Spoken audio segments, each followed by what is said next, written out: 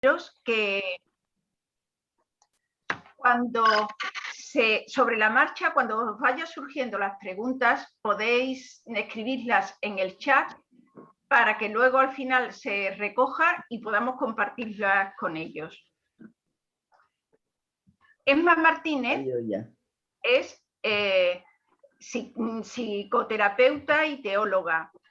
Viendo su trayectoria, verdaderamente los cuidados y la salud integral de la persona han sido y es una constante en su vida. Primero profesionalmente y luego jubilosamente, lleva muchos años dedicada a esta práctica, tanto desde la espiritualidad como desde la psicología. Quienes la conocemos bien, estaremos de acuerdo en afirmar que es una cuidadora nata. Gracias, Esma, por estar aquí. También intervendrá Juan Cózar. Él es médico y oncólogo infantil. Solo desde aquí, desde su profesión, ya es fácil intuir una vida impregnada de cuidados y de compromiso con la salud. Y si además se le conoce en sus múltiples facetas, tareas y proyectos con colectivos vulnerables, se puede afirmar, y con gran verdad, que el amor de cuidado mueve su vida y su persona. Muchas gracias también a ti, Juan, por habernos dicho que sí a participar en este encuentro. Dicho esto, podemos comenzar y le cedo la palabra a Esma.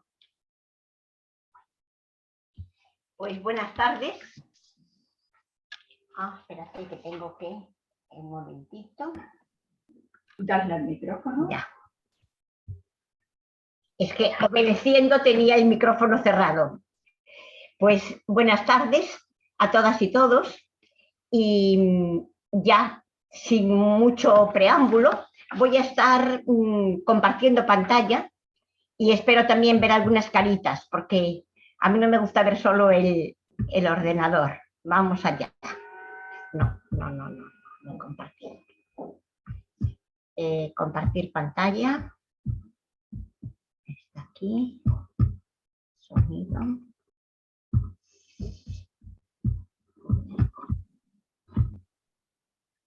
¿Esto se ve? ¿Se ve, Rosalía? Ya. Vale. Se ve muy bien. Vale, lo que yo no os veo ninguna, pero por lo demás da igual ya. Bueno, como han anunciado muy bien, el tema es el cuidado de la salud integral desde una mirada holística de la persona. Quiero explicar un poquito estas palabras. Primero, caer en la cuenta de algo que ha dicho Rosario, que es muy importante, los registros del cuidado. Yo voy a hablar más del cuidado y Juan de la salud, claro, que es lo suyo. Nos gustaría ir avanzando hacia una cultura del cuidado. Ojalá en el futuro el cuidado se convierta en paradigma de una civilización. Por tanto, hablar del cuidado tiene muchos registros.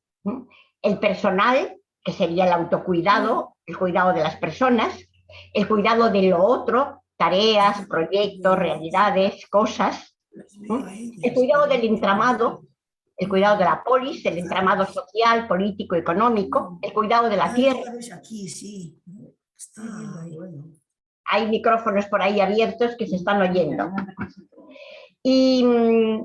Pero nosotros en este momento hemos seleccionado hablar del cuidado de las personas, es decir, aprender a cuidarse para poder cuidar, el cuidado de la persona. Y lo queremos hacer convencidas de que el cuidado es imprescindible para la salud integral. Sin cuidados no sería posible ni la vida ni la salud. Si no nos cuidan, no habríamos podido sobrevivir. ¿Por qué hemos puesto una mirada holística de la persona? Porque nos parecía importante en un primer encuentro aproximarnos a todas las dimensiones de la persona para ver todo lo que podría abarcar el cuidado. Después Juan va a aportar dos temas muy interesantes, como desde la genética y la neurociencia, la salud integral tiene mucho que decirnos. Bueno, pues vamos entonces a intentar acercarnos un poquito a esta mirada global. Evidentemente, una mirada global a todas las dimensiones de la persona se va a hacer a modo de aperitivo, ¿no? Como una degustación. Cada dimensión podría constituir en sí misma no solamente una conferencia, sino un fin de semana, ¿no?, de trabajo sobre ello. Vamos allá.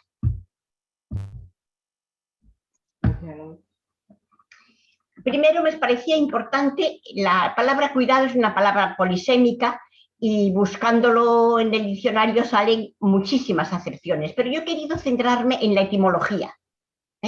La palabra cuidado deriva del latín cura o corea, que es desvelo, solicitud, responsabilidad.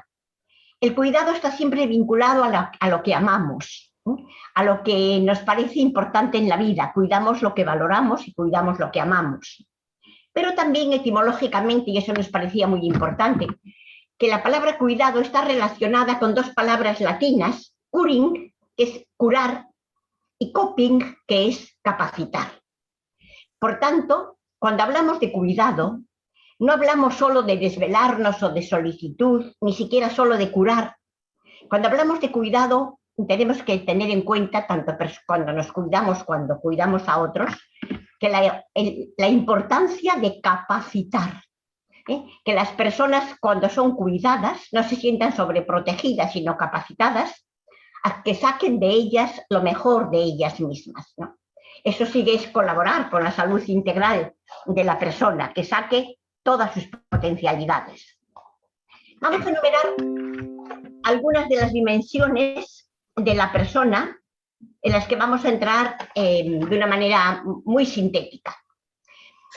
El ser humano tiene una dimensión corporal, psíquica, sexual, mental, relacional, espiritual y política. Son dimensiones de la persona, dimensiones antropológicas. Entonces vamos a entrar un poquitín a desentrañar cada una de ellas. Lo primero que quiero expresar es que somos seres corporales. Es decir, no tenemos un cuerpo, sino que somos cuerpos. Cuerpo físico, psíquico, emocional, espiritual, energético. Todo lo que acontece en nuestras vidas acontece en el cuerpo que somos. Lo que pasa es que tenemos que ampliar el concepto de cuerpo. Si identificamos cuerpo solo con lo físico, estamos haciendo una profunda reducción. Cuerpo es nuestra persona entera, situada en la historia, es nuestra persona que se muestra a los demás desde nuestro ser corporal, y desde nuestro ser físico, psíquico, energético. Por tanto, quería poner primero de relieve que somos cuerpo. Somos un cuerpo unificado. Es decir, la salud psicofísica, mental, hoy toda la medicina o gran parte de la medicina es psicosomática, porque todo nuestro cuerpo está interconectado. Lo que acontece en un área de nuestra persona repercute en las otras áreas. Por eso esa mirada holística a la salud tiene que ver con aprender a cuidar a la persona entera.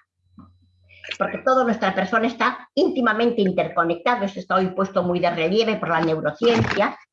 Se está trabajando mucho la conexión entre los tres cerebros, el cerebro de la cabeza, del corazón y del intestino. Pero de todo eso nos va a hablar más Juan. 3 palabras solo. ¿Cómo cuidar nuestro ser corporal? Primero, hacernos conscientes de que somos un cuerpo y de cómo tratamos nuestro cuerpo y el cuerpo de los demás.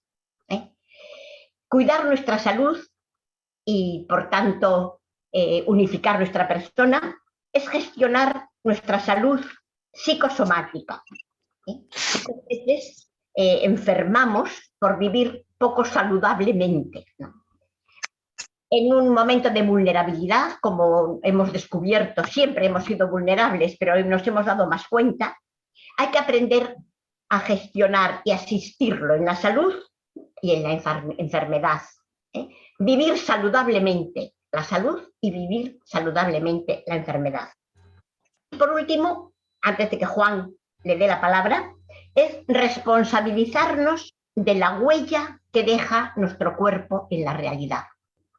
Nuestro cuerpo, por ser un cuerpo situado, deja huellas. Por tanto, cuidar nuestro cuerpo es también cuidar qué huellas dejamos, cómo deja a nuestro paso, cómo quedan los demás. También eso es cuidar, y también eso es cuidar nuestra salud y la de los demás.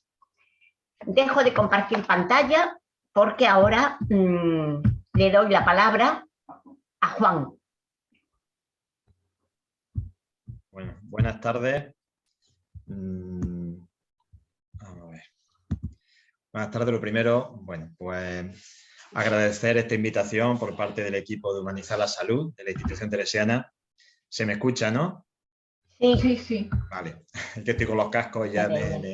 Y bueno, pues para mí desde luego un privilegio el estar compartiendo charlas con Emma, mi referente desde hace muchos años, múltiples libros leídos, en charlas de fin de semana, en retiro, y bueno, ahora compartir con ella este primer diálogo para mí ha sido un privilegio y una responsabilidad importante, porque dice, bueno, no puedes estar a la altura, pero bueno, tienes que hacer ahí un paseillo, tienes que hacer... Así que bueno, vamos a ver cómo sale esto. Me parece que efectivamente la palabra de interconexión es fundamental porque es de lo que voy a hablar. Es verdad que a nivel de salud pues es todo un mundo lo que hay en esta interconexión de emociones, sentimientos y cuerpo físico, como decía muy bien Emma. Sí. Pero bueno, yo me voy a restringir a un par de temas. Y en ese par de historias también la voy a pasar muy de paso pues porque no podemos alargarnos, hay un mundo por descubrir. Lo primero que quería un poco compartir con vosotros es está alguien con el micrófono abierto.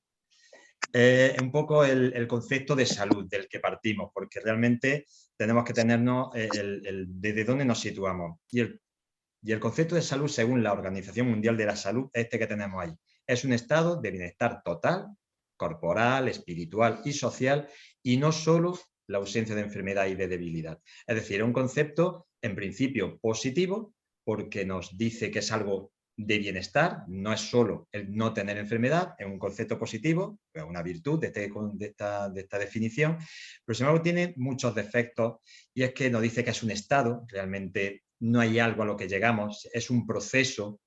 Nos dice, bueno, pues todo el tema de una palabra total, realmente encontrar ese bienestar total es un icono que tenemos ahí, pero realmente yo creo que más después de salir de esta pandemia no podemos llegar a aspirar a esa totalidad en ese bienestar, siempre hay déficit, siempre hay alteraciones.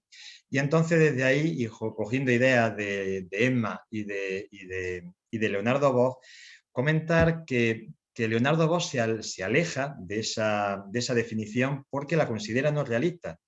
Porque, como decimos, no es posible la existencia sin dolor y sin muerte. La vida siempre conlleva una parte de dolor, de debilidad y sobre todo de muertes continuas.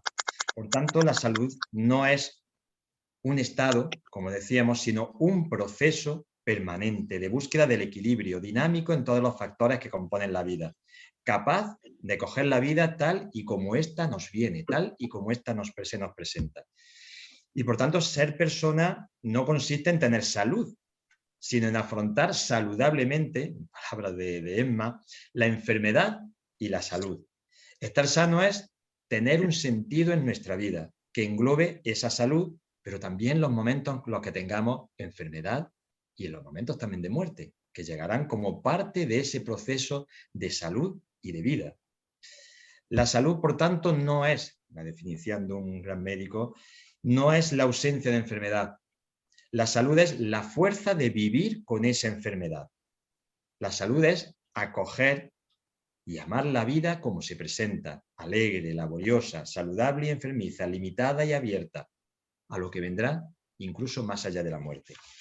Bueno, pues desde esta encuadre, quería empezar con esta puerta a la salud holística de la mano de las neurociencias. Y es que nuestras estructuras cerebrales, nuestro cuerpo, como decía Emma, configuran también nuestros modos y nuestras conductas, nuestro modelo y nuestra forma de ser. Pero es que además distintas conductas, distintas intervenciones conductuales, como iremos viendo, nos van a llevar a modificar estructuralmente nuestro cuerpo. Es decir, nuestro propio cuerpo va a ser modificado, nuestro soma, nuestro cuerpo, nuestra mente, va a ser capaz de transformar nuestro propio cuerpo. Por tanto, toda la cultura del cuidado tiene un proceso fundamental, es interesantísimo, porque es que de ese cuidado a nosotros mismos, nosotras mismas, y de ese cuidado a los demás, depende también cómo nosotros nos vamos a gestionar nuestras propias estructuras. Entonces, el saber cómo se modifican estructuras cerebrales nos ha llevado a los médicos desde siempre a querer saber dónde reside dentro de nuestro cerebro las distintas funciones que tenemos, y desde ahí el cómo se pueden modificar esas funciones.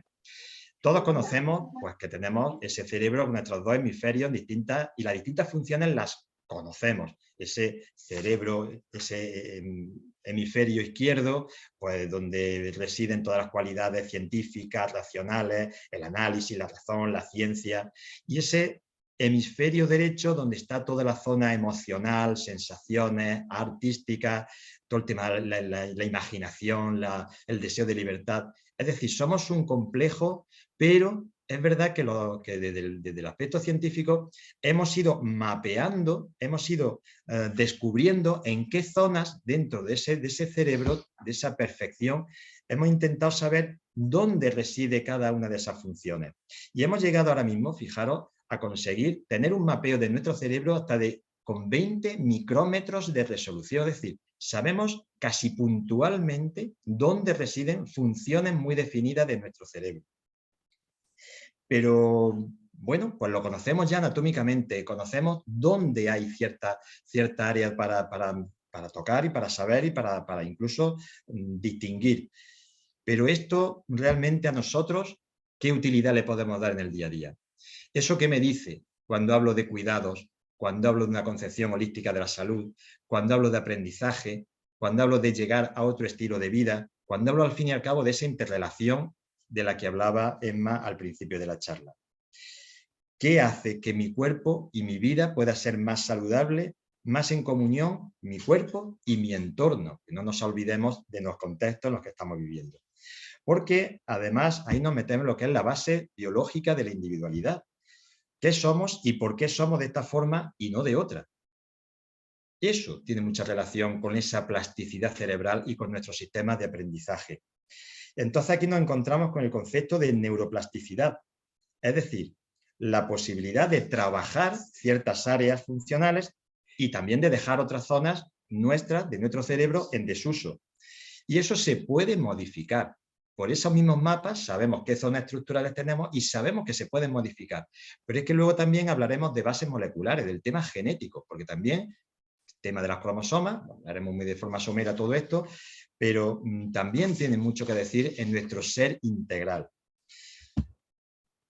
Bueno, pues la neuroplasticidad, realmente el concepto hace referencia a esto, a la capacidad del sistema nervioso de modificarse a sí mismo en respuesta a distintas situaciones vitales durante el proceso que tenemos de adaptación. Ramón y Cajal, fijaros, ya en el siglo XIX, nos descubrió para los médicos la forma de abordar ese cerebro con todo el tema de la descripción de las neuronas, la interconexión entre las neuronas, la sinapsis, pero ya en aquel momento dijo que había y hay un sustrato, es decir, una zona donde se produce el aprendizaje y donde se puede realizar el almacenamiento de la memoria. Él ya nos habla ahí de un tema somático y eso ahí está relacionado con el aprendizaje. Pero ya será más adelante, el siglo pasado, ya con Donald Hebb, el que a mediados del siglo pasado empieza a ver que hay cambios en sus investigaciones, cambios estructurales permanentes a través de cómo se va modificando ese cerebro a través del aprendizaje y ejercitando la memoria. Entonces nos descubre que hay una serie de redes neuronales que a partir de ahí se llaman redes hebbianas, de Donald Hebb, y que nos dice que todo lo que aprendemos, nuestros recuerdos, nuestros valores, los conocimientos, las capacidades, todo está en una infinita, en inmensa telaraña, porque yo es que no me hago idea de tantos miles de millones, una inmensa telaraña formada por una cantidad de 100.000 millones de células cerebrales, 100.000 millones de neuronas. Cada una de estas, a su vez, tiene una conexión con 10.000 más, con lo cual se puede convertir en redes de más de 1.000 billones de posibles conexiones neuronales. Bueno, pues eso además es lo que hace que tengamos esta capacidad de adaptación, esta capacidad de cambio continuo, esta capacidad de integrarnos con lo que nos va sucediendo a lo largo de nuestra vida. Tanto en momentos de pérdida y de duelo, como en momentos de luz y de bienestar personal y social. Por tanto, en este momento estamos todos conectados y estamos escuchando esta charla. Bueno, pues en este momento una cascada de células cerebrales están descargándose con el fin de que podamos comprender lo que Emma y yo vamos hablando. Estamos formando nuevas redes hebbianas, nuevas redes y nuevas interconectando esas millones, billones de neuronas. Y esto no es porque siempre se haya hecho así, esto no es porque esas neuronas funcionen de esa forma, sino que se van interconectando según áreas y según zonas de influencia y según intereses. Nosotros, por ejemplo, pongo el ejemplo de un avión. Si estamos cada uno, nadie conoce a nadie, pero si hay una situación en la que hay un retraso en ese avión, posiblemente empezaré a hablar con el compañero que tengo al lado. Si ese retraso se va alargando, voy a empezar a comentarlo con todo el grupito que tengo alrededor. Y si ese retraso es ya de 1 hora, empezaremos ya todo el avión, empezaremos a preocuparnos porque debe de haber un fallo en los motores, ya queremos que salga o que no salga, y posiblemente todos nos bajaremos de ese avión muy enfadados, iremos a poner una reclamación y todos en grupo posiblemente, cuando hayamos puesto la reclamación, bastantes nos iremos a tomar un bocadillo y una cerveza juntos. Hemos generado una red en la que unos y otros hemos ido interconectándonos y de no tener ningún tipo de vínculo, ha habido un motivo que nos ha vinculado a unos con otros. Bueno, pues con las neuronas pasa algo parecido. Tras una serie de descargas simultáneas, tienden a unirse más y más neuronas en esa red hasta que forman parte de un mismo equipo. La neuroplasticidad, por tanto, es el potencial para el cambio, la facultad de modificar nuestra conducta y de adaptarnos a las demandas de un contexto determinado. Lo decía como definición Golin ya en el año 81. También es la capacidad del cerebro de armar, de fortalecer o de desarmar y de debilitar ciertas redes neuronales. Porque por lo que hemos visto, podemos expresar que hay dos tipos de neuroplasticidad. La positiva, que se encarga de crear y ampliar las redes neuronales o hebbianas, y la negativa, cuyo objetivo es eliminar o disminuir todo aquello que no se utiliza. Es decir, el tema de la economía, nuestra mente, nuestro cerebro, nuestro cuerpo lo utiliza perfectamente. Lo que no nos interesa, no lo usamos. Y eso acabará esa red hebbiana por irse disminuyendo hasta que se convierte en una red negativa, desaparece. Por tanto, cuando hablamos de aprendizaje, cuando hablamos de memoria, cuando hablamos de ideas, de valores, de modos de actuar, de procedimientos, estilos de vida, de eso que hablamos tanto nosotros, nosotras, de cultura institucional, de recuerdos, debemos tener presente que todos esos puntos se encuentran plasmados en esas conexiones de neuronas y en esas redes, y que podemos actuar sobre esas redes de forma positiva o de forma negativa, induciendo el estímulo o favoreciendo determinadas actitudes y eliminando otras actitudes que no tienen por qué ser tan positivas. Por tanto, ese constructo tendríamos que ir modificándolo y de hecho la práctica del mindfulness, yo creo que la conocemos todos y todas, pues es un tipo de meditación que tiene evidencia de cambios a nivel neurológico, que está estudiado y lo hemos visto. Entonces, sabemos que consiste en centrarnos en la respiración, aceptar las emociones, dejar que los pensamientos fluyan sin juzgar, sin intentar controlar. Y esa situación, hemos visto que aumenta el ejercicio de este mindfulness, hemos visto que aumenta la materia gris en la corteza, además, lo que nos gusta tanto a los médicos, el etiquetar. Bueno, pues hemos visto que aumenta la materia gris en la corteza prefrontal, en la zona donde está todo el tema de la memoria, la inteligencia, el pensamiento racional. O sea que ya, como hemos dicho, tenemos el cerebro mapeado, con lo cual sabemos en qué zona, en qué localización influye tanto en las zonas en los ámbitos de estrés como en los ámbitos de relajación, de dejar pasar, de dejar fluir. Entonces vamos viendo cómo interactúan las situaciones de fuera en nuestro propio cerebro. Por lo tanto, la neuroplasticidad, por esa neuroplasticidad somos y llegamos a ser lo que deseamos, lo que potenciamos, lo que estimulamos, aquello a lo que dedicamos nuestro tiempo y nuestro esfuerzo. Y eso nos configura y nos abre a todo un mundo de posibilidades y de crecimiento en conocimiento y modo de estar en el mundo, favoreciendo lo que más nos constituye como personas en nuestra integralidad. Fijaros qué importante y qué bonito, porque realmente esto me cuestiona. ¿Me construyo desde la positividad? ¿Aprendo e incorporo situaciones negativas como una forma de avanzar y de crecer? ¿O me quedo ahí atrancado en la queja, en la frustración? ¿Qué redes sevianas construyo y qué redes sevianas deconstruyo? De eso va a depender mi propia individualidad, mi propio cuidado y el cuidado que ejerzo a los demás. Bien, pues de forma muy somera, bueno, adaptación y cambio, sin lugar a dudas, porque es a lo que nos lleva. Cómo nos adaptamos va a hacer que mi cerebro modifique y module una serie de redes en un sentido o en otro. Y eso me va a favorecer ese cambio en positivo o un cambio, pues, lo que estamos viendo. Bueno, pues mínimamente voy a hablaros también de algo que esto sí que es muy novedoso, porque esto de la neuroplasticidad lo tenemos desde hace ya bastantes años, desde hace ya 20, 30 años que esto está muy, muy estudiado, pero sí que ahora están saliendo conceptos nuevos en todo el tema de la epigenética. Repaso muy someramente lo que es la base de la genética. Ya conocemos lo que son las moléculas del ADN, que es una hebra larga de desoribosa con 5 carbonos, con grupos fosfatos, en fin, todo esto lo conocemos desde Watson y Crick.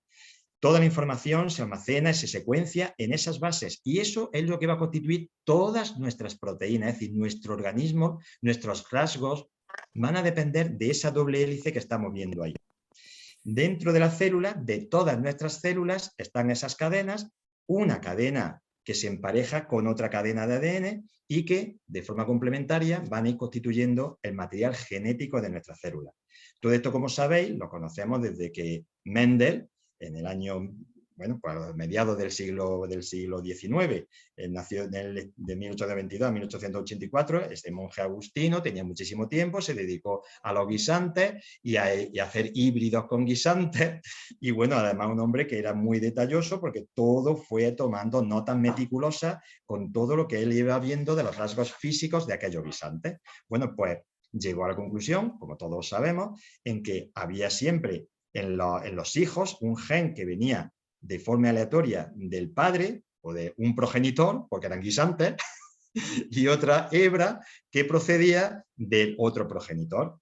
Y esto, luego ya con sus leyes de Mendel y demás, en fin, ya los conocemos, esto es la base de nuestra genética. Esto es la base en la que todos estamos constituidos, nuestro color de ojos, nuestro color de pelo, nuestra estatura, todo está en esa información que nos da esa doble hélice que viene de nuestro padre y de nuestra madre. Bien, ¿y esto qué tiene que ver con la epigenética? Pues resulta que, claro, el cuerpo humano sabemos que no está adaptado, nos vamos adaptando poco a poco a las distintas condiciones que tenemos a nuestro alrededor, en nuestro entorno. Entonces esto va desde lo más básico, desde cosas que nos suceden y que nos hace que nos adaptemos en cuestión de horas o de días, a otras cosas que hacen que nos vayamos adaptando a lo largo de generaciones.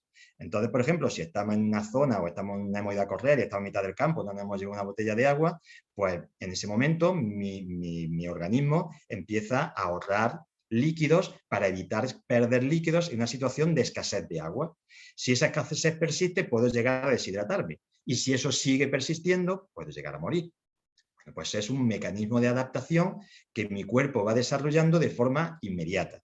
Pero en el otro extremo están los cambios evolutivos, es decir, los cambios que se producen a lo largo de generaciones y que hablamos ahí ya de selección natural de rasgos que hace que ciertas especies se adapten a un entorno determinado, que ya Charles Darwin, que era contemporáneo de Mendel, pues ya estaba por su lado dando también su visión de esta evolución y de esta adaptación de las especies a su entorno.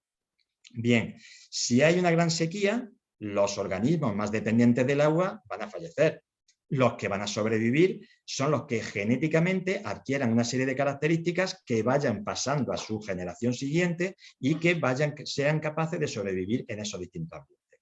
Bueno, pues a este mecanismo de adaptación al entorno es a lo que llamamos epigenética, es decir, algo que tenemos alrededor nuestro y que va a configurar el que unos genes se expresen más o se expresen menos.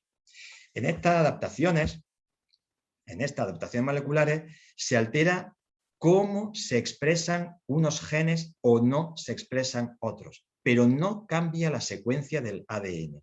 Es decir, tenemos una doble cadena que esa se mantiene invariable, porque eso viene ya dado desde que el espermatozoide y el óvulo se juntan, ya hay vida y ya se genera esa doble cadena, ese organismo, esa persona o ese animal o ese guisante nuevo, y eso ya es indestructible, pero que se expresen uno u otros genes va a depender en gran medida de en qué entorno estoy viviendo y en qué entorno está ese material genético. Bueno, pues en esto, que es relativamente reciente todo este estudio, traigo dos cosas dos situaciones históricas muy impactantes que han sido los que a los científicos le han llevado a realizar este tipo de intervenciones. Nos vamos al invierno de 1944. Los ferroviarios holandeses iniciaron una huelga. Ya veían que los aliados estaban llegando, estaban avanzando, y ellos empiezan a realizar una huelga con la que esperaban paralizar el transporte de tropas alemanas para apoyar de forma indirecta a las fuerzas aliadas. ¿Qué pasó? Que la huelga fracasó, pero es que además tuvo unas terribles consecuencias para la población holandesa. Los nazis bloquearon los suministros de alimentos a gran parte del país y Holanda, en el invierno del 44, se sumió en una gran hambre, en una hambruna. Cuando esos Países Bajos fueron liberados y la Segunda Guerra Mundial termina, en mayo del 45, más de 20.000 personas habían muerto en Holanda por inanición. Ese horrible episodio pasaría a la historia como el invierno holandés del hambre. Ese periodo provocó que los nazis, que empezó con los nazis y terminó abruptamente con la desaparición de los nazis. Luego esa amarga experiencia, que fue un laboratorio, se experimentó con eso para después ver qué consecuencias tenía en la salud pública ese periodo tan intenso de hambre y tan limitado en el tiempo. Las mujeres embarazadas en aquel momento eran la población más vulnerable y los niños que habían nacido en ese periodo sufrieron durante el resto de su vida obesidad, diabetes, esquizofrenia y otras enfermedades en una proporción muy superior al resto de la población. Lumey, un epidemiólogo de la Universidad de Columbia en Estados Unidos, inicia en el año 2013, fijaros, hace 4 días, un estudio retrospectivo analizando todos los registros de defunciones de cientos de miles de holandeses, incluyendo los que habían fallecido antes de ese invierno, los que habían fallecido nacidos durante esa época del invierno y los posteriores. Bueno, pues las personas que eran fetos durante el periodo de hambruna tuvieron una mortalidad a partir de los 68 años un 10% más elevada que el resto de personas que habían nacido antes y después de ese periodo de hambre. Según su teoría, publicada en la revista Science Advance, los fetos de las madres sometidos a esa restricción tan drástica de alimentos silenciaron, es decir, no expresaron determinados genes. Y esa situación repercutió en el resto de la vida de aquellos pequeños. Fijaros el entorno y fijaros la genética. Otra experiencia que también se ha estudiado, también de forma reciente, fue en Estados Unidos en 1864, cuando acaba la Guerra Civil y las condiciones de los campamentos de los prisioneros de guerra de la Confederación estaban en su peor momento. Hubo allí tal hacinamiento de algunos campamentos que los prisioneros, soldados del Ejército de la Unión del Norte, tenían espacio en espacios que eran casi como tumbas, de 1 o 2 metros cuadrados lo que tenían para cada prisionero. La cifra de muertes se disparó, pero muchos sobrevivieron. Y esa experiencia los marcó de por vida. Cuando la guerra acaba, volvieron con problemas de salud, peores perspectivas laborales, con menor esperanza de vida. Pero es que esas malas experiencias se extendieron a sus hijos y a sus nietos de esos prisioneros. Aunque los hijos y los nietos no estuvieron en ningún campo de concentración, en ningún campo de guerra, pese a que las condiciones higiénicos, sanitarios, sociales eran muy buenas, porque fue ya en el periodo de principio de siglo, ya en Estados Unidos, sin embargo, sufrieron tasas de mortalidad mucho más altas que el resto de la población en general. Por tanto, parece que los prisioneros transmitieron parte de sus traumas o de su situación estresante a sus descendientes. Pero a diferencia de la mayoría de las enfermedades hereditarias, no se produjo como consecuencia de una mutación, es decir, de un cambio de esa cadena de ADN. Los investigadores analizaron cómo las cosas que le pasan a alguien a lo largo de su vida pueden cambiar de forma que se exprese su ADN y de la forma en que se transmite ese ADN a la próxima generación. Esto, de hecho, son los cambios que se llaman cambios epigenéticos, que no solo se producen durante nuestra vida, sino que además se pueden transmitir a las generaciones sucesivas. Por tanto, la epigenética supone que las experiencias vividas por una persona tendrán un impacto muy importante no solo en ella, sino en su árbol genealógico. Hay un número creciente de estudios que apoya la idea de que los efectos de un trauma pueden transmitirse a las siguientes generaciones a través de esta epigenética. Saber que las consecuencias de nuestras propias acciones y experiencias pueden afectar a la vida de nuestros hijos, incluso antes de ser concebidos, da un giro muy importante a cómo elegimos vivir, que es de lo que estamos hablando.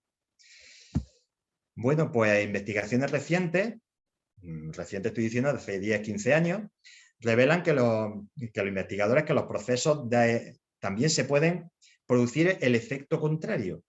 Se hacen situaciones con ratones en los que se hacen procesos de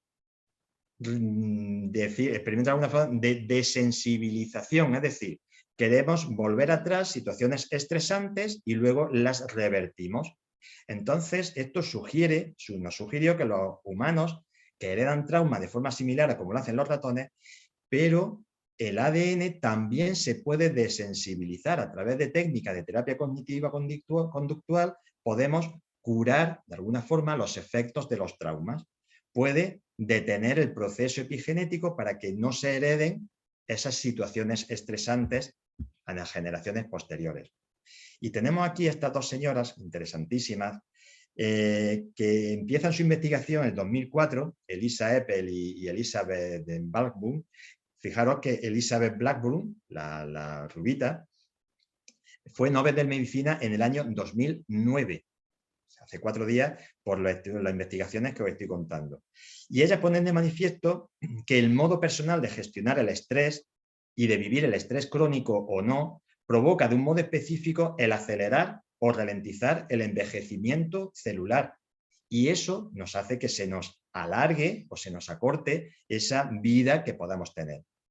Se afirma además que en igualdad de condiciones las personas que padecen estrés crónico tienen una esperanza de vida de al menos 13 años menor que las que no padecen ese estrés crónico. En estudios posteriores realizados también por las dos se ha demostrado que las personas que practicaban técnicas específicas de gestión de ese estrés enseñadas durante el experimento se caracterizan por tener un proceso de envejecimiento celular más lento. Es decir, no es ya la sensación de cuidado personal, sino que mi propio cuerpo está respondiendo a ese cuidado. No es que yo solo me sienta mejor, sino que además estoy mejor, ese cuerpo del que hablábamos al principio.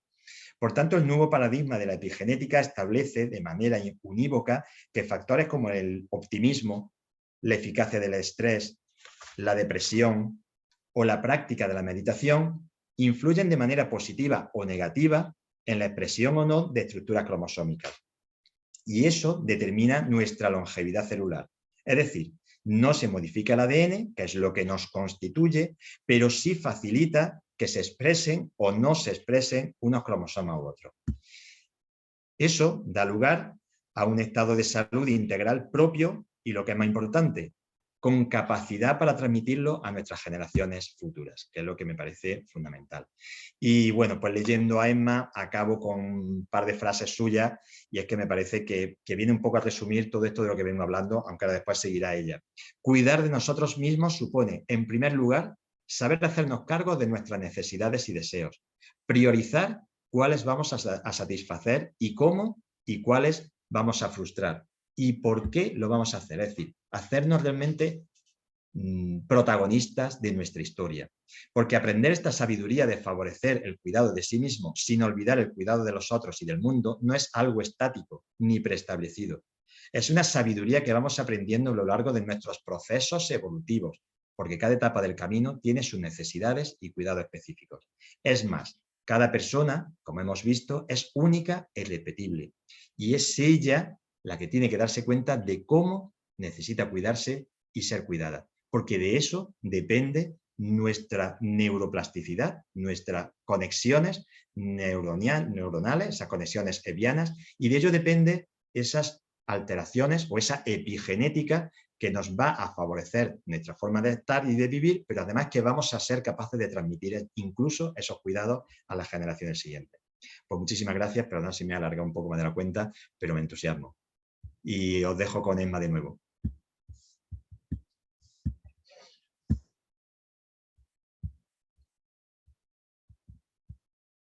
Emma.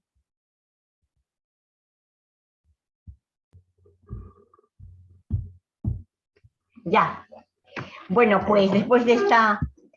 Claro, el tema era interesantísimo, se nos ha alargado un poco más, Juan, pero bueno, comprendo que son temas apasionantes que requerirían a lo mejor un encuentro solo para ellos. Bueno, continúo yo un poquito, porque el objetivo del encuentro era tener una visión de conjunto, de todo lo que supone una mirada holística a la persona, cuidarnos para una salud integral. Voy a ir muy rápidamente para no alargarme excesivamente. He dicho que va a ser como un saborear, un aperitivo. Somos, además de seres corporales, con todo esto que nos acaba de decir Juan tan interesante de nuestro cerebro, somos seres psicosexuados. Es decir, ¿no estoy compartiendo pantalla? A ver, un minuto. Voy a compartir pantalla porque no lo estaba compartiendo. Sí, ya está. Somos seres, me estáis oyendo, ¿verdad? Sí. Somos seres psicosexuados. Personas capaces de tener una conciencia de identidad. La experiencia psicológica es el modo de decirnos quién soy yo, qué imagen tengo de mí, cómo me defino, cómo me siento por dentro, psicológicamente y sexualmente. Unas veces esa conciencia de mi ser se corresponde con mis órganos genitales y otras veces no, pero lo que importa es ese quién soy yo, no se responde desde la genitalidad nada más. ¿Qué significa cuidar esta dimensión psicosexual? Bueno, lo primero es acoger nuestra identidad, saber quién soy, y este quién soy, luego lo veremos más adelante, pero también supone un salir de una concepción individualista, de una concepción cerrada, a una concepción relacional. Quién soy yo también tiene psicológicamente algo muy importante, que es la capacidad de ir adaptando mi modo, mi autoimagen a la imagen real. Bueno, ahí hay mucho caminar, pero nada más. Otro gran tema dentro del cuidado de la salud esta integral es el inmenso tema de las emociones. Somos seres emocionales. Y ya lo decían los clásicos, ¿no? Lo efectivo es lo afectivo. Por donde va el cauce de nuestras emociones, por donde va el río de nuestras vidas. Pues las emociones son señales que nos indican una orientación y una finalidad. poder cuidar nuestro mundo psicológico es saber reconocer las emociones, saberlas encauzar y saberlas nombrar adecuadamente. Vivir, cuidar nuestra salud psicológica es también crecer en autoestima. Está cada vez más puesto de relieve la importancia que tiene una autoestima positiva en este cuidado de una salud integral. Supone vivir con madurez y lucidez esta identidad psicológica y sexual. Cómo vivimos nuestra identidad con una lucidez que nos haga caer en la cuenta que somos seres que vivimos en relación, que somos relación. Y ninguna de nuestras dimensiones están aisladas, ni de los demás ni de las otras. Un tema muy importante en la salud psicosexual es sanar la memoria, liberarla de su carga destructiva. Nos juega muy malas pasadas cuando no hemos sanado las heridas. Reconciliarnos con nuestra historia es un camino muy importante en la salud psicológica, en la salud integral de la persona. Y también es muy importante saber disfrutar de la vida. Se dice muchas veces, los psicólogos lo dicen muchas veces, que la capacidad de disfrutar, de vivir el placer sin idolatrías y sin culpas, es una señal de la madurez. Y por tanto, aquí hay todo un camino de crecimiento, de cuidado de nuestra psicología y de nuestra realidad sexual que tiene que ver con la salud integral. Pero además de ser, como hemos dicho antes, somos seres corporales, somos seres psicológicos y sexuales, somos seres racionales. El cerebro, como nos ha dicho muy bien Juan, es la gran novedad en el proceso evolutivo, el cerebro humano, con capacidad de pensar, con capacidad de crear, con capacidad de elegir, con capacidad de conocer. Por tanto, ahí tenemos una de nuestras grandes potencialidades. Había muchísimo que hablar de cómo cuidar nuestro cerebro, cómo cuidar nuestra inteligencia. Yo solo voy a enunciar, ¿no? Más allá de lo que nos ha dicho Juan, que me parece interesantísimo, a un nivel más psicológico, pues tiene que ver con saber confrontar nuestros modelos cognitivos. Es decir, evitar que nuestro cerebro, que nuestra inteligencia se colapse, tiene mucho que ver con quién, cómo confronto mi modo de concebir, ¿no? Ya sabemos que nuestro cerebro no es una cámara fotográfica, sino que es un laboratorio de interpretación. Claro, si yo tengo un laboratorio que interpreta mal, pues voy a vivir mal y voy a ser un problema también en la sociedad. Someter a crítica nuestros prejuicios es cuidar nuestra inteligencia. Todas las personas tenemos prejuicios, juicios previos, pero el modo de ir confrontándolos es pues compartir, darme cuenta, desmontarnos. Un tema muy importante hoy es reconocer con qué alimentamos nuestra mente. ¿Con qué alimentamos nuestra mente? Tenemos que cuidar mucho porque estamos viviendo un momento muy complicado de mentiras, de odio, de falsedades. ¿Qué leo? ¿Qué alimento? ¿Cómo me protejo de toda esa invasión de negatividad para cuidar mi inteligencia y mi mente? Aquí, en cualquiera de estos temas, como veis, hay muchísimo para hablar, pero solo es un aperitivo. Algo importante también es saber disfrutar de nuestra capacidad de aprender, de nuestra capacidad de crear, de nuestra capacidad de pensar. Algo muy importante dentro de la institución teresiana es el cuidado, el estudio. Bueno, no como una carga, no como una obligación, sino como un modo de expandir, de cuidar nuestra racionalidad, leer, estudiar, aprender, pensar, crear. Y algo también muy fundamental es cultivar una mente abierta, flexible, crítica y formada. Bueno, pues aquí habría mucho camino para andar, pero el objetivo era dar simplemente unas pinceladas de todo lo que hay debajo de estos temas que se podrían luego desarrollar, desentrañar y poner ejemplos.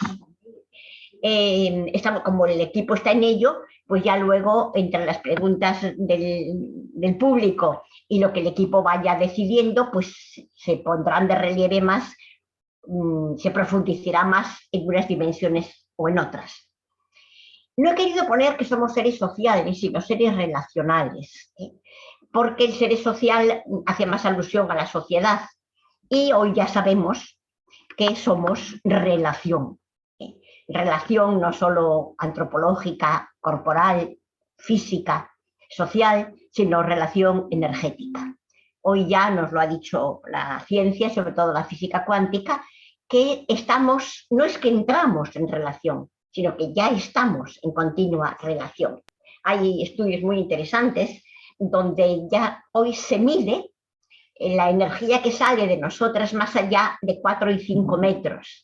Por tanto, estamos en una continua relación energética, pudiendo proyectar hacia afuera energía positiva o energía negativa, evidentemente que sí. Somos seres comunitarias. Aquí hay algo muy importante en esto que luego pongo salir, ¿no? Relacional, interdependientes y ecodependientes. Esta realidad se nos va haciendo cada vez más clara y más potente. Cómo cuidar este mundo relacional, cómo darnos cuenta de nuestra interdependencia y por tanto cómo cuidar y dejarme cuidar, cómo aprender a darme cuenta que todos los bienes bases que necesitamos nos los regala la tierra y que tenemos que cuidarla. Bueno, ¿qué significa cuidar esta dimensión? Pues yo pongo ahí salir para entrar. Salir y reconocer. ¿Salir de qué? Pues de una antropología individualista, aislada, y reconocer que nuestra identidad es relacional, nuestra identidad es comunitaria. Esto lo recalca muchísimo el Papa en su última encíclica Fratelli Tutti. Bueno, pues hay que salir de una antropología para entrar en otro, un modo de concebirme. Y esto es cuidar la salud integral. Esto es. Otra cosa muy importante es aprender a respetar. Es decir, en la medida que nos sentimos que formamos parte de la humanidad. Formamos parte de una familia todavía mayor, que es la familia biótica, y todavía mayor, que es la familia planetaria. Es decir, somos fruto de un larguísimo proceso evolutivo y, por tanto, el respeto a todo es fundamental para nuestras vidas y para las vidas de los demás y la vida del planeta.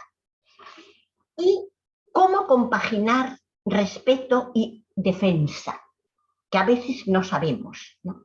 Este mundo relacional a veces se nos hace difícil respetarme y respetar al otro y al tiempo saber defender a los otros y defenderme.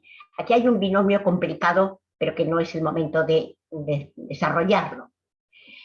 Cuidar nuestro ser relacional es saber cooperar, saber trabajar, no competir, saber trabajar con los demás y cómo nos cuesta trabajar en equipo. Aquí tenemos mucho camino que andar en este cuidado de la salud y cuidado de nuestro ser relacional.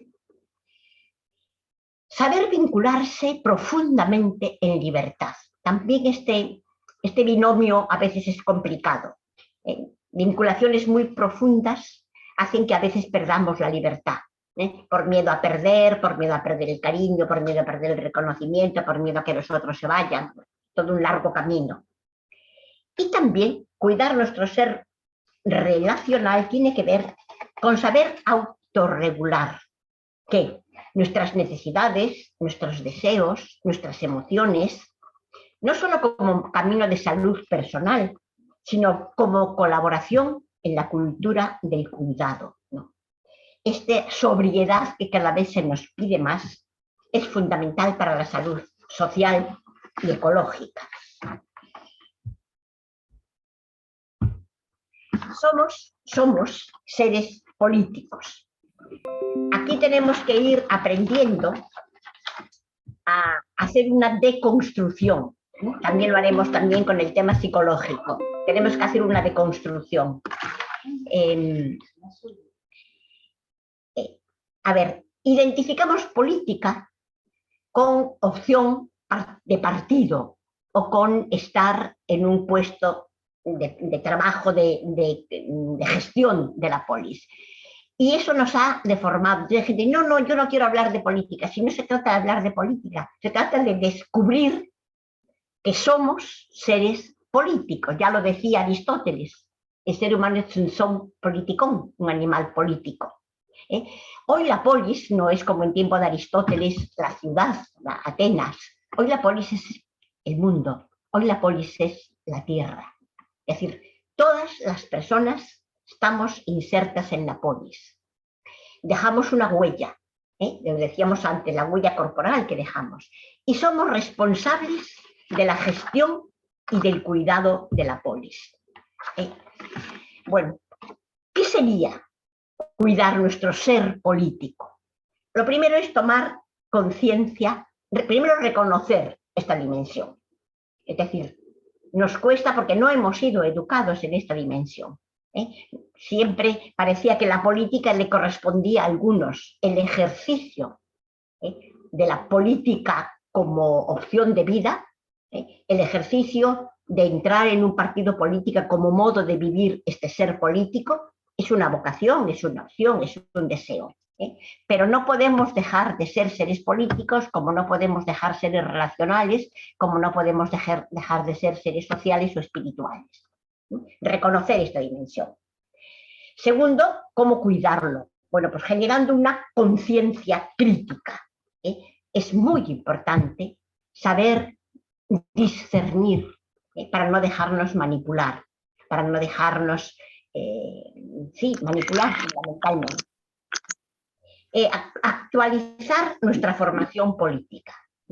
Necesitamos trabajar nuestra formación política para poder gestionar y hacernos responsables de lo que está pasando en nuestro entorno cercano, en nuestro barrio, en nuestra ciudad, en nuestra comunidad, en nuestro mundo, en nuestra tierra. Somos responsables. Cada persona tendremos que decidir, buscar el modo concreto de vivir nuestro ser político. Habrá muchas maneras de trabajar y de estar insertas en la polis, empujando nuestro mundo hacia un mundo más justo, más saludable, capaz de regalar salud integral a toda la humanidad. Por último, no me quiero detener, sabéis que cada uno de estos temas habría muchísimo que decir, pero estamos un poquito sobrepasadas de tiempo y por tanto voy a terminar. Somos seres espirituales, personas con capacidad para desarrollar nuestra inteligencia espiritual y holística. Lo mismo que en el tema político, hay que hacer una deconstrucción para hacer una reconstrucción. Aquí también tenemos que hacer una deconstrucción. Hay mucha gente que identifica espiritual con religioso. Y lo mismo que hay un rechazo a lo político, bueno, a veces con razón, ¿no? Pero porque se identifica con partido político. Aquí hay mucha gente que oye hablar de lo espiritual, lo identifica con lo religioso y rechaza lo espiritual. Entonces tenemos que hacer un trabajo importante para distinguir, que no significa que no se pueda vivir. Hola, Gonzalo. Por favor, los micrófonos. No significa que no se pueda vivir una dimensión espiritual religiosamente, pero quiero distinguirla claramente. Somos seres espirituales, seamos o no seres que optamos por una religión. Este modo de ser espiritual se puede vivir de una manera determinada, eligiendo una espiritualidad cristiana, budista, hinduista, pero son dos realidades distintas y que no se pueden confundir. ¿Qué significa cuidar la dimensión espiritual?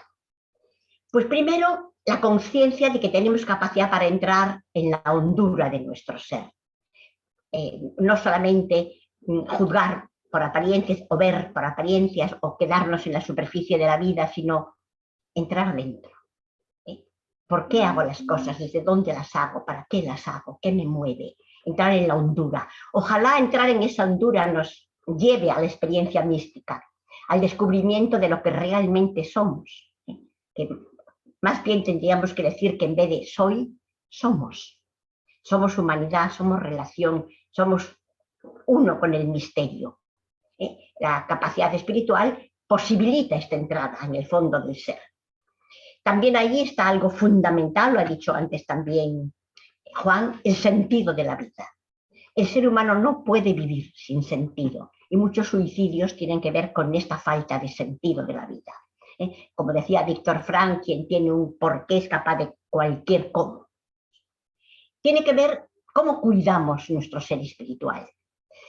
Pues siendo capaces de gestionar nuestra vida para el amor y desde la libertad.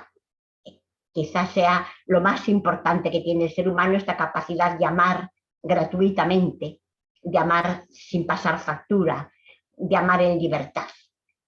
En la inteligencia espiritual, que hoy ya felizmente está trabajando en muchos colegios, al descubrir las inteligencias múltiples, esta inteligencia espiritual está ya muy trabajada y en muchísimos colegios se trabaja ya la inteligencia espiritual, menos la inteligencia holística, es más moderna, pero ya va viendo bastante pedagogía y trabajos pedagógicos para desarrollar esta inteligencia que nos permite captar lo individual en lo global. Dentro de la inteligencia espiritual está la dimensión ética, estética y utópica, el mundo de nuestros valores. Ese saber reconocer los valores y vivir coherentemente con ellos. La capacidad de disfrutar, ¿no?, de la belleza, de admirarnos, de dejarnos extasiados. Y algo muy importante está en esta inteligencia espiritual, que es la dimensión utópica. Vivir con utopías más allá de nosotros mismos, utopías que construyen un mundo mejor. Por eso, aquí en la inteligencia espiritual está la capacidad de trascendencia, salir de una misma, salir de nuestras pequeñas tribus para ir más allá y pensar en el bien común. La trascendencia no necesariamente es una trascendencia religiosa, porque estamos en el ser espiritual. Ahora, puede acontecer que en esta trascendencia, en esta entrada en la hondura, descubramos ese misterio fundante de la vida, tramas de la vida, ese misterio que los creyentes llamamos Dios y que cada religión lo vive a su manera. Pero puede que no se dé esta experiencia de llegar al misterio último de la vida. Y sin embargo hay mucho que cuidar en esta dimensión espiritual. Y evidentemente este es uno de los grandes retos de salud personal y salud social.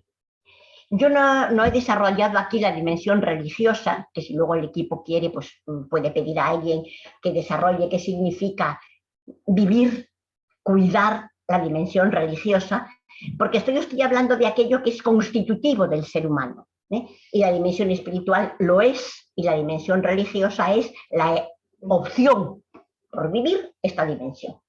Bueno, no me quiero alargar más porque habíamos quedado en ser buenos y buenas y no...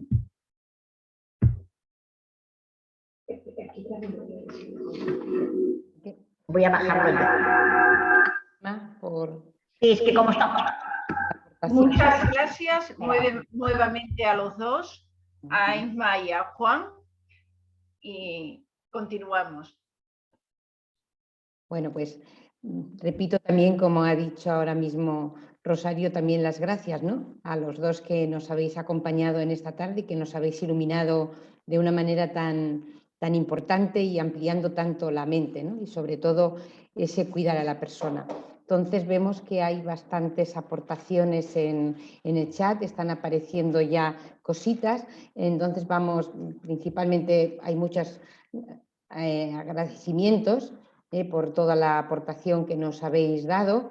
Y bueno, por ejemplo, Carmen Tejerina, gracias Emma y Juan, muy interesante, es un gran regalo cada una de las experiencias. Mari Carmen, muchas gracias Juan y Emma por ayudar siempre a seguir avanzando. Muchas gracias Juan y Emma.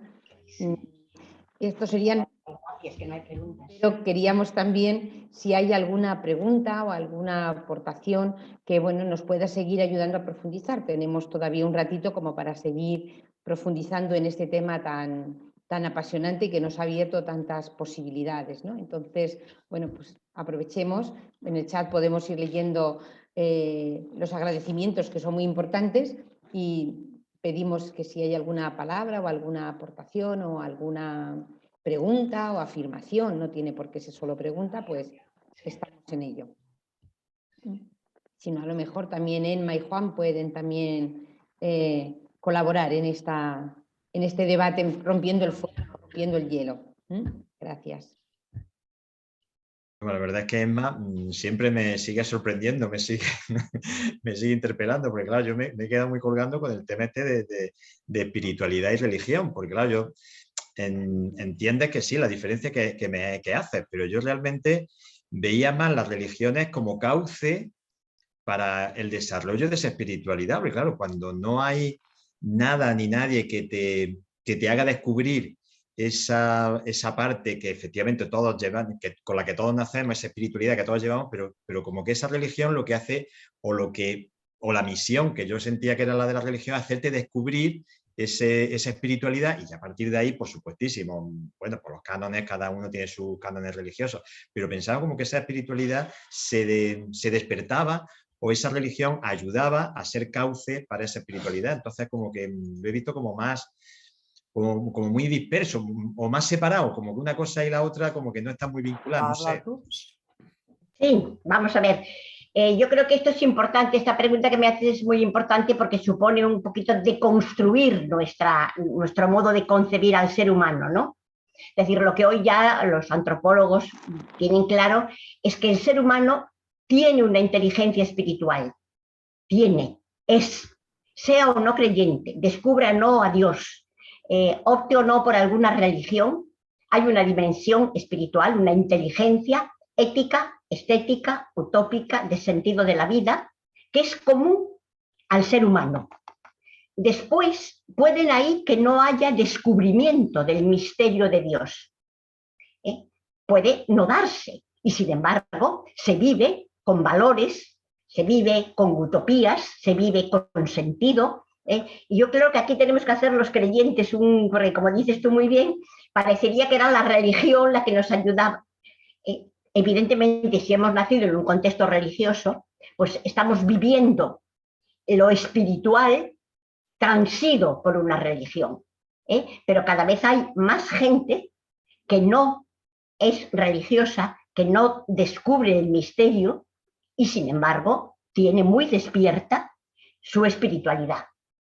A mí esto lo quiero resaltar porque si no, seguimos siempre identificando.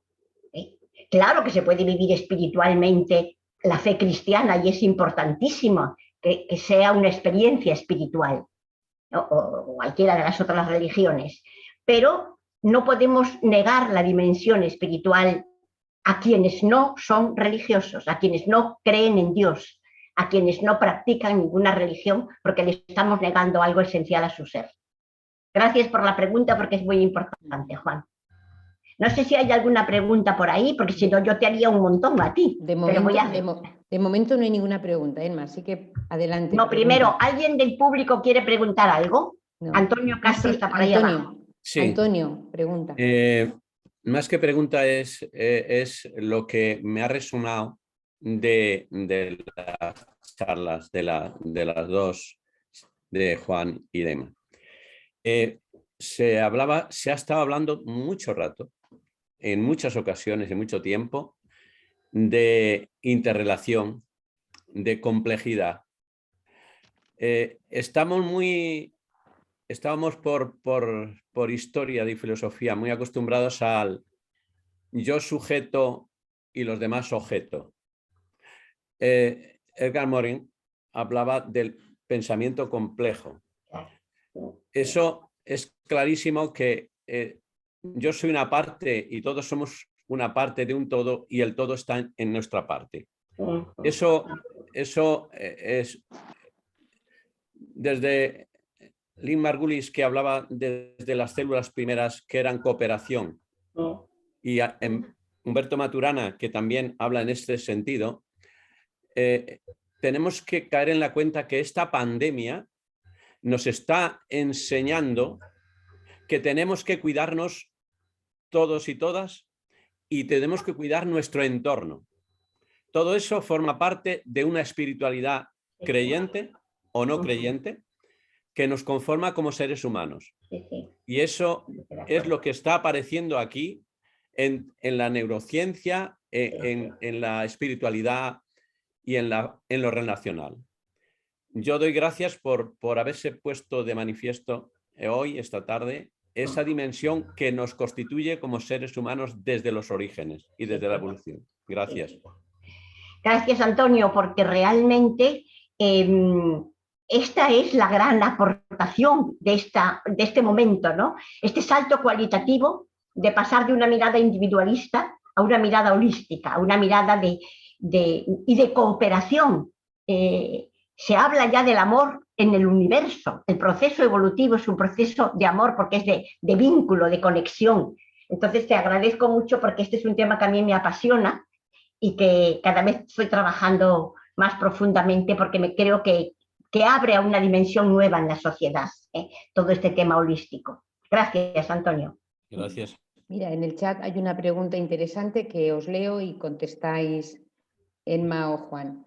En el contexto de crisis y complejidad, de posverdad, de temor y competitividad que vivimos, ¿qué aspectos inteligenciales pensáis que son más importantes a desarrollar en este momento?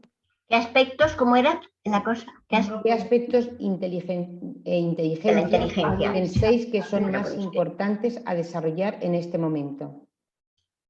Juan, si quieres tú, empieza.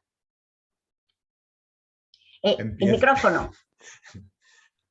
Bueno, yo es que desde el ámbito nuestro, de la neurociencia, me parece que es lo que estamos... Bueno, luego tengo otra pregunta con la dimensión espiritual. Es que, claro, cuando hablabas tú del ámbito espiritual, claro, es que la inteligencia y todo lo que tenemos somático, realmente la importancia del mundo de la afectividad, del cuidado, el mundo de esa inteligencia emocional, es que es lo que realmente, esa espiritualidad, lo que nos mueve, lo que nos vincula y lo que nos modula a nosotros también como seres corporales.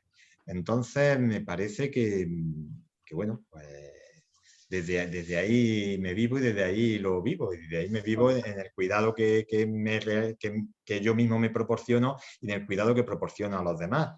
Porque creo que desde ahí estoy generando tanto redes neuronales positivas, esas redes vianas positivas, como la dimensión espiritual me está facilitando que mi yo se esté fortaleciendo y se esté generando, pues, sistemas de bloqueo de ese estrés crónico y muchas veces tantas personas que encontramos.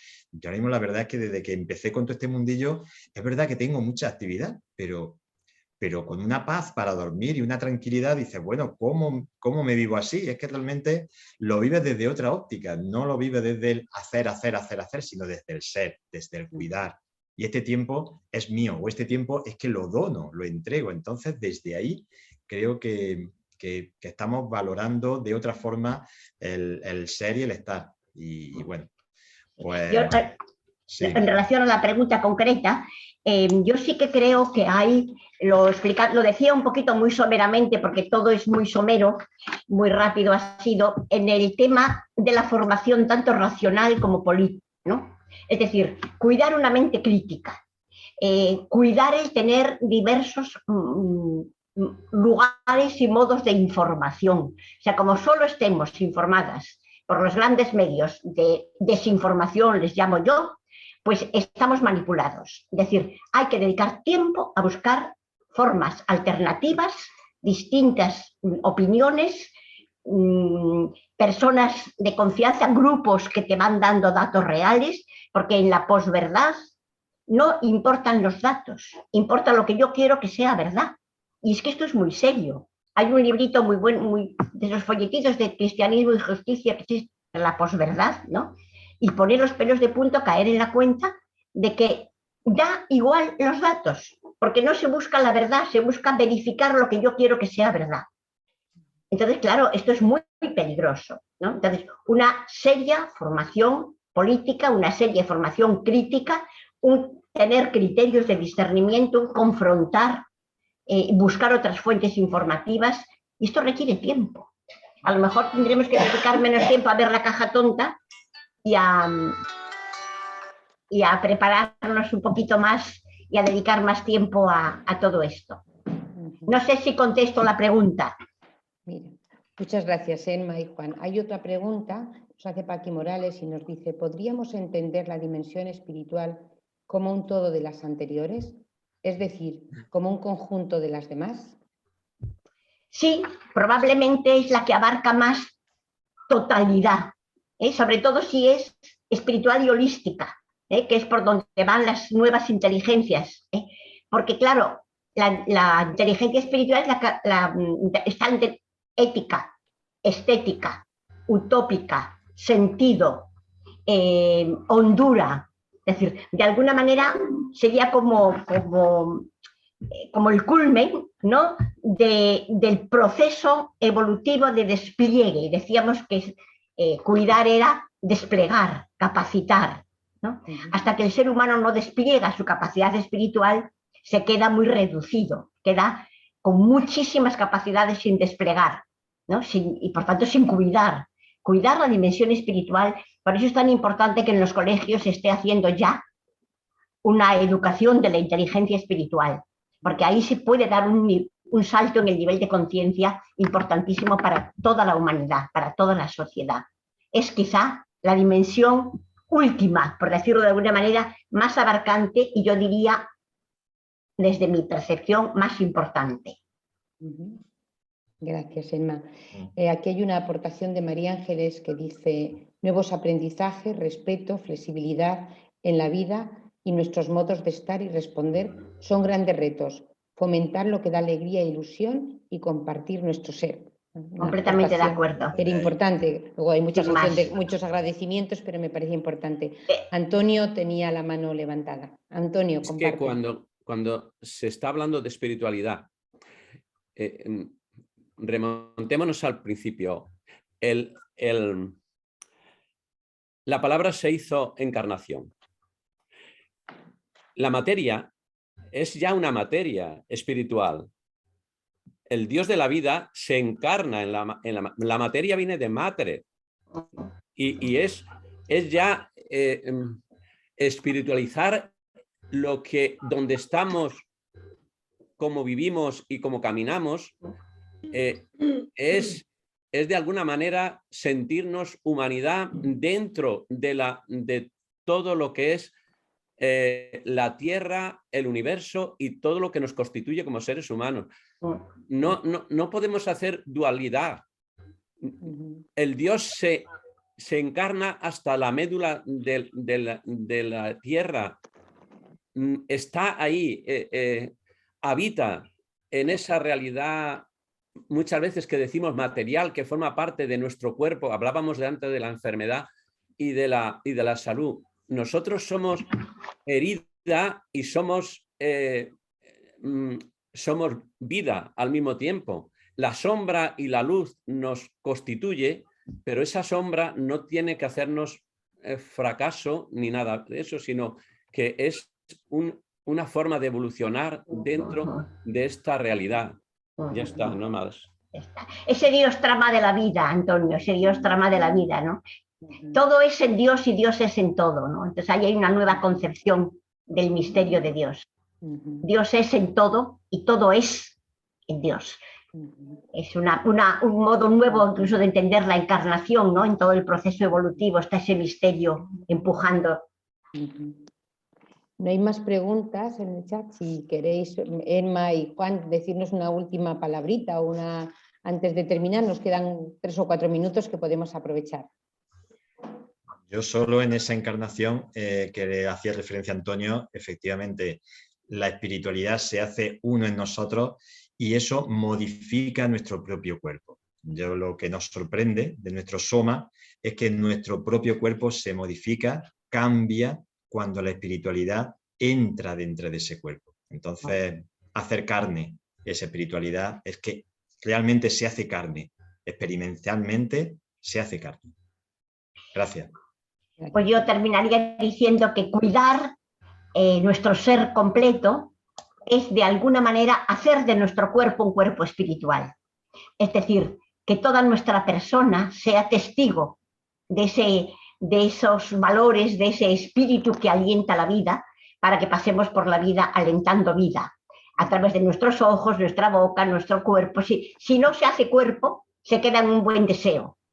Para que el espíritu sea verdad en nosotros, se tiene que hacer cuerpo y transformar, como decía antes Juan, nuestra manera de pensar, de mirar, de hablar, de situarnos en la realidad.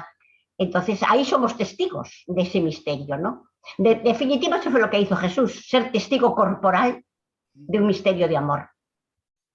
Bueno, pues muchas gracias, la verdad que ha sido muy rico, hay muchas cosas, ¿no? Como decía Emma, esto es como un aperitivo. Eso bueno, es. Hemos iniciado hoy estos diálogos que queremos seguir teniéndolos, ¿no? Y seguir profundizando en esta importancia del cuidado, ¿no? Del cuidado en esa dimensión holística de la persona. Y bueno, esta es la primera, iremos teniendo otras, las iremos comunicando. El chat está con muchos agradecimientos. Y bueno, también alguna persona ha preguntado si podremos compartir estos documentos y las presentaciones. Como se está grabando, pues seguramente lo podremos colgar en la página web de España, ya lo iremos comunicando. Y bueno, pues nada más que agradecer la presencia de todas las personas que han estado, las de España, de Francia, de Chile, de Irlanda, con lo cual la verdad que estamos muy contentos también de estas posibilidades que nos presta la tecnología. Así que nada, nos vemos en breve, seguramente. Bueno, en breve tendremos. Y gracias por invitarnos, que para nosotros es un placer poder compartir todo esto que pensamos y sentimos y nos apasiona. Así que también gracias por la invitación, por lo menos por mi parte. Muchísimas gracias a todos. Pues muchas gracias y hasta la próxima. Hasta la próxima. Hasta el próximo diálogo que tengamos. Hasta la próxima. Gracias. Pilar. Adiós, adiós. Muchísimas gracias.